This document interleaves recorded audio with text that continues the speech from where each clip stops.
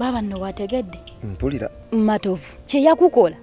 Kyennyini kye bamukoze. Wangi. Omwana ono omulenzi gw'abadde ayita owuwe.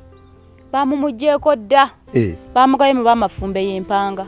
Kati takyali nsamba. Y'empanga mugabe wajjo. Kakati kino kye kiseera. Ompulira mwanyinaza. Essaawa etuuse Matovu akungule buli konna ke yasiga.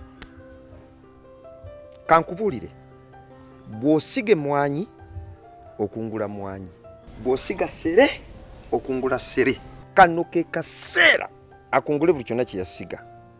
Ate kankubuulire, kikyali kituuza.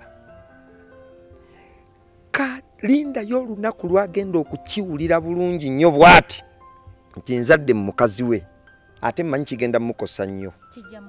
Kigenda kumukosa. Negwe ate kankubuulire, amagezi ge wampa njagala nakwebaza. Njagala kwebaza. Okimanyi nti Sauda mukazi mutegevu nnyo. Mutegevu atya? Okimanyi nti omukazi oyo gw'olaba akuzimba mu byenfuna, n'akuzimba mu byobulamu, n'akuzimba mu byamaka. Okimanyi nti omuntu okwata emitwalo 5 n'ozimuwa agenda agulemu olugoye naga nti zino tugulemu enkoko, nakwata emitwalo 5 n'agulamu enkoko 2. Koko 2 ne zitandika okubiika. Abaana ne bali amagi ge wandiguze, amalala gaaludde, enkoko zaaze. Omuntu ng'oyo yinza musangawo. Yeggwe okimanyi nti Matovu ono ateekwa okubanga si ye yazimbanga mukazi we, wabula omukazi ye yali amuzimba. Kati olaba bwakka.